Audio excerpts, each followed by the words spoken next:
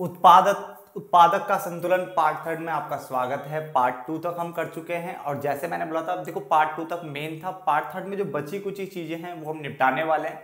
और पहले तो वो 2 क्वेश्चन कर लेते, मैंने 3 क्वेश्चन करने की बात की थी, एक हमने कर लिया है, 2 मैं और कराने वाला हूँ। और देन जरा सा 2-4 मिनट की थ्योरी का जो एक नंबर में पूछ सकता है आपसे वो कवर करेंगे, 3-4 मिनट जो भी लगेंगे उसमें, और इस वीडियो को फटाफट से क्लोज करते हैं।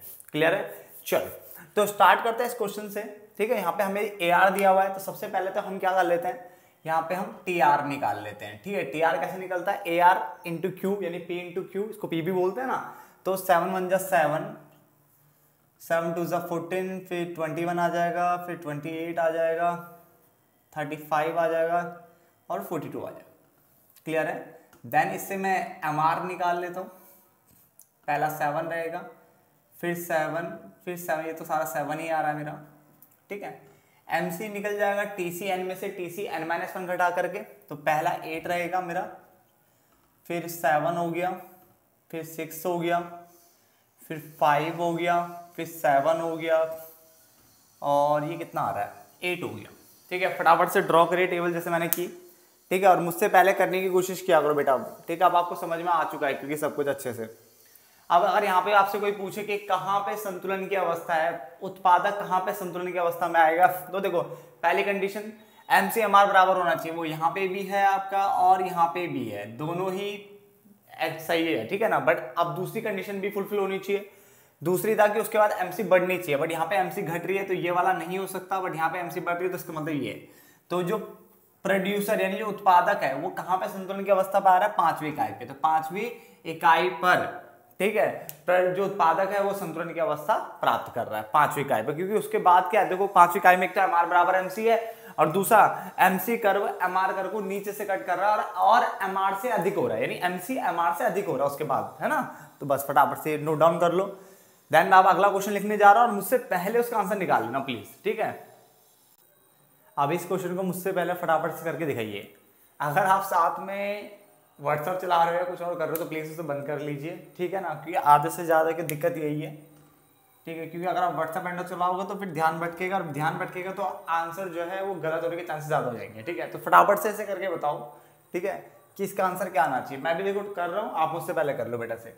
टीसी दिया तो सबसे पहले मैं एम से निकाल लेता हूँ, 15, फिर आएगा यहाँ पे आई थिंक 12, ठीक है, फिर आपका आएगा 10, फिर आएगा 9, फिर आएगा 8, फिर आएगा 7, देन 8, देन 9, 10, 12 और 15। ये तो कहाँ पे सबसे पहले एम आर और एम सी बराबर होने चाहिए। तो एम आर एम सी कहाँ पे बराबर है, एक तो यहाँ पे, ठीक है, और दूसरा कहाँ बराबर आ रहा है, यहाँ पे इस जगह बराबर है। पर वही कंडीशन है कि हमारा उसके बाद क्या है, एमसी ज्यादा होना चाहिए। तो एमसी ज्यादा यहाँ हो रहा है, तो इसका मतलब 10वीं इकाई पर उत्पादक जो है संतुलन की अवस्था प्राप्त कर रहा है। क्लियर हो गया? बाकी वो जो कंडीशन पहले वो लिखनी है थ्योरी में, देन ये लिखना है कि 10वीं इकाई पर उत्पादक जो है क्या कर रहा है, संतुलन की अवस्था प्राप्त कर रहा है। पहले वो कंडीशन हिंदी में लिखनी पड़ेगी। समझ में आ गया ना? चलो फटाफट से नोट डाउन कर लीजिए इसे, अब आगे बढ़ते हैं फटाफट से। आप फटाफट से ये पॉइंट देखिए, फटाफट से क्या लिखा है, लाभ अलाभ बिंदु क्या होता है, यानी ब्रेक इवन पॉइंट, जिसको हम क्या इंग्लिश में क्या कहते हैं, ब्रेक इवन पॉइंट क्या होता है। तो लाभ अलाभ स्थिति बोलो या लाभ अलाभ बिंदु बोलो। तो देखिए आगे क्या लिखा है इसमें, इसने बोला कि लाभ अलाभ की स्थिति में फर्म केवल तब आती है जब फर्म या उत्पादक, फर्म बोलो उत्पादक बोलो एक ही बात है, उत्पादन की जब फर्म ऑब्लिक उत्पादक उत्पादन की सभी लागतें निकालने में सक्षम होती है। ये फर्म के लिए बोलूं तो होती है, और उत्पादक के पॉइंट ऑफ व्यू से लिखूंगा तो फिर होता है। थोड़ा सा होती होता का फर्क पड़ जाएगा बच्चा, ठीक है ना। तो उसने बोला लाभ अलाभ बिंदु क्या होता है। तो लाभ अलाभ बिंदु, जिसको हम इंग्लिश में ब्रेक इवन पॉइंट कहते हैं, एक ऐसी सिचुएशन होती है जहां पे ना तो आपको प्रॉफिट होता है ना ही आपको लॉस होता है, ठीक है ना, ना ही प्रॉफिट ना ही लॉस, ठीक है ना, लाभ अलाभ बिंदु।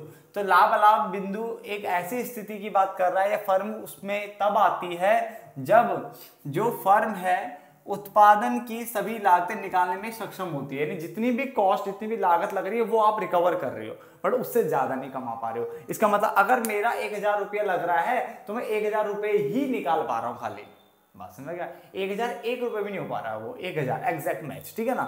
तो इस स्थिति में क्या होता है, जो आपका टोटल रिवेन्यू होता है, नहीं कुल आगम होता है या कुल संप्राप्ति होती है, वो कुल लागत के बराबर हो जाती है। और जब जितना कमाया जितना खर्चा किया उतना ही कमाया, ऐसा कुछ कॉन्सेप्ट लग रहा है, या जितना कमाया उतना ही खर्चा हो रहा है, तो उसका मतलब वहां पर ना तो आपको कोई बेनिफिट, कोई गेन या कोई लॉस, ऐसा कोई सिचुएशन नहीं है, ठीक है ना। No profit no loss. अब टीआर को अगर मैं क्यू से डिवाइड करूं, टीसी को क्यू से डिवाइड करूं, तो मैं इसको ऐसे भी लिख सकता हूं, और देन उसके बाद टीआर अपॉन में क्यू एआर होता है और टीसी अपॉन में क्यू एसी होता है, ठीक है ना। अर्थात ऐसी स्थिति में उत्पादक बोलो या फर्म बोलो, केवल क्या करती है, नॉर्मल प्रॉफिट ही अर्जित कर पाती है। और मैंने आपको ये बताया भी था, ये मैंने स्टार्टिंग में पढ़ा दिया था बेटा ये वाला, कि जब ये सिचुएशन होती है तो नॉर्मल प्रॉफिट वाला होता है, जब टीआर ज्यादा होता है टीसी से तो वो असामान्य वाला हो जाता है। याद आ रहा ना कुछ ऐसा कुछ? हाँ, तो बस वही है। तो लाभ अलाभ बिंदु, ब्रेक इवन पॉइंट, यानी जहां पे नो प्रॉफिट नो लॉस, एक ऐसी स्थिति है या फर्म के लिए तब आती है सिचुएशन जब फर्म उत्पादन के सभी लागतें निकालने में सक्षम है, यानी वो सारी कॉस्ट निकाल रहा है। इसका मतलब ठीक ठाक है, कोई दिक्कत नहीं, अपनी कम से कॉस्ट तो सारी रिकवर कर रहा है, इसका मतलब बिजनेस चलना स्टार्ट हो चुका है, चल रहा है, ठीक है ना। तो यहाँ पे टीआर और टीसी दोनों क्या होते हैं, बराबर होते हैं। टीआर को क्यू से डिवाइड करो, टीसी को क्यू से डिवाइड करो, तो टीआर अपॉन में क्यू क्या हो जाता है, एआर, और टीसी अपॉन में क्यू क्या हो जाता है, एसी हो जाता है, ठीक है ना। और ऐसी स्थिति में आपको सामान्य लाभ अर्जित हो रहा है, एक तरह से हम ये मान के चलते हैं, यानी अगर आप उत्पादक हो तो आप सामान्य लाभ अर्जित कर रहे हो। क्लियर हो गया? देन अगला पॉइंट आता है उत्पादन बंद करने वाला बिंदु, यानी शट डाउन पॉइंट क्या होता है बेटा, शट डाउन पॉइंट। अब नाम से पता चल रहा है शट डाउन, आपने पीसी में भी देखा होगा, लैपटॉप में भी देखा होगा, मोबाइल में भी देखा होगा, शट डाउन का ऑप्शन आता है, ठीक है ना। तो वही यहाँ पे आ रहा है कि शट डाउन होता क्या है, तो उसने बोला यहाँ पे उत्पादन बंद करने वाला बिंदु तब आता है, यानी ये वो पॉइंट है जो तब आएगा जब फर्म केवल, देखो ध्यान से देखो, परिवर्ती यानी जो वेरिएबल होती है, वेरिएबल कॉस्ट यानी परिवर्ती लागत ही निकाल पाती है। अब बच्चा बोलता है भाई परिवर्ती लागत तो दो होती है, एक तो औसत परिवर्ती लागत होती है, कुल परिवर्ती लागत होती है। तो मैंने इस चैप्टर में बताया था, उसी चैप्टर में बताया था कि जब भी कुछ ना लिखा हो हमेशा कुल वाला मानते हैं। तो ये टीबीसी की बात कर रहा है, जिसके बाद टीबीसी की, क्योंकि औसत हमेशा लगाएगा वो, अगर उसको औसत की बात करनी होगी तो वो हमेशा औसत लगाएगा उसके आगे, जैसे बोलेगा औसत परिवर्ती लागत, बट यहाँ पे औसत नहीं लगा तो हम क्या बोलेंगे, कुल परिवर्ती लागत। तो उत्पादन बंद करने वाला बिंदु तब आता है जब फर्म केवल कुल परिवर्ती लागत यानी जो हमारा टीबीसी है उसी को ही निकाल पा रही है। तो यार हमारा तो टोटल कॉस्ट यानी टीबीसी प्लस टीएफसी लगा होगा, टीएफसी भी तो लगा होगा, इसका मतलब फर्म टीएफसी रिकवर ही नहीं कर पा रही है। जो फिक्स कॉस्ट होती है जो लगती है, रेंट हो गया, इस टाइप की चीज हो गई, सैलरी वैलरी, ये निकाल ही नहीं पा रही है। तो बस क्या निकाल पा रही है, वेरिएबल कॉस्ट। तो फर्म यहाँ पे परिवर्तित लागत तो निकाल रही है, और उत्पादन की जो बंधी लागत होती है यानी जो टीएफसी होती है, फिक्स कॉस्ट होती है, उसको उसकी हानि उठाती है। हानि उठाती मतलब उसको आप रिकवर ही नहीं कर पा रहे। क्लियर हो गया? देन इसका ये सिचुएशन के संबंध यहाँ पे जो आप रिवेन्यू कमा रहे हो वो इक्वल टू होगा इसका टीसी के नहीं टीवीसी के, क्योंकि वेरिएबल कॉस्ट ही रिकवर हो रही है, इस रिवेन्यू से सिर्फ वेरिएबल कॉस्ट रिकवर हो रही है। और यहाँ पे टीसी लिखा है, तो टीवीसी और टीएफसी दोनों रिकवर हो रहे थे ऊपर वाले में, टीवीसी और टीएफसी दोनों रिकवर होते, बट यहाँ पे क्या रिकवर हो रहा है, सिर्फ और सिर्फ टीवीसी रिकवर हो रहा है। क्लियर हो गया? वहां पे दोनों टीवीसी टीएफसी रिकवर हो रहा है, और यहाँ पे सिर्फ और सिर्फ टीवीसी रिकवर हो रहा है। इसको भी वही क्यू से डिवाइड करूँ तो मैं ऐसे भी लिख सकता हूँ उसे, और टी आर अपॉन में क्यू ए आर होता है, टीवीसी अपॉन में क्यू एबीसी होता है। ये भी मैं ऑलरेडी पढ़ा चुका हूँ आपको कि जब भी वी वाले को क्यू से डिवाइड करो तो वी वाला निकलेगा, ठीक है। तो एवरेज यानी टीवीसी को क्यू से डिवाइड करोगे तो एबीसी निकल जाएगा। तो अगर आपसे कोई शटडाउन पॉइंट का पूछेगा कि शटडाउन पॉइंट कौन से केस पे होगा, तो आपको पता होना चाहिए शटडाउन के पॉइंट्स है, ये लाभ अलाभ के पॉइंट्स है। बेटा ये 1 नंबर का क्वेश्चन है, कई बार आता है पेपर में कि शटडाउन पॉइंट बताओ, फॉर्मूले दे देगा, बताओ कौन सा शटडाउन पॉइंट का सही फॉर्मूला है। तो बेटा ये याद नहीं, ये शटडाउन पॉइंट का फॉर्मूला है, एक याद रख लो, नहीं तो अपना भी क्यू से डिवाइड करके आ ही रहा है। इसमें भी लाभ अलाभ की जो स्थिति है वो ये वाली पढ़ लो, T R equal to T C, बाकी तो अपना बन ही रहा है क्यू से डिवाइड करके। समझ में आ गया? देखो दशहरा सामने है, ठीक है, देन दिवालियां भी हैं, तो काफी मिठाई एंड ऑल सब कुछ होने वाला है, काफी मौज मस्ती भी होगी तुम्हारी, ठीक है। वैसे तो अभी भी हो रही होगी बेटा, मुझे पता है। एक साइड में फोन में या तो लूडो खेल रहे होंगे, ठीक है, या तो व्हाट्सएप चल रहा होगा, वो तो ठीक है। आजकल का तो पढ़ाई भी थोड़ी हाई लेवल की हो रही है ना आप सबकी, ठीक है। तो जो भी चल रहा है ठीक है, बट ध्यान रखना कि जल्दी पेपर भी है आपके, ठीक है। इसीलिए मैं कोशिश कर रहा हूँ हर दिन एक वीडियो तो एटलीस्ट मैं भी डाल दूंगा आपके लिए, ठीक है।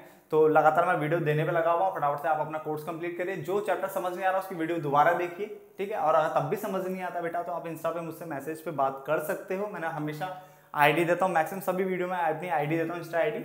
उस पर आप क्या कर सकते हो, मुझे मैसेज करो, मुझसे बात कर लो कि इसको कैसे पढ़ा जा सकता है, बात खत्म, ठीक है ना। चलो तो इस पार्ट क्या है, ये तो चैप्टर ही खत्म हो गया, तो चैप्टर यहीं पे खत्म करते हैं। और अब देखते हैं कोई नया चैप्टर इसमें कुछ नया पढ़ेंगे, ठीक है, अपना माइक्रो इकोनॉमिक्स का। ठीक है, तब तक के लिए धन्यवाद दोस्तों, बाय बाय।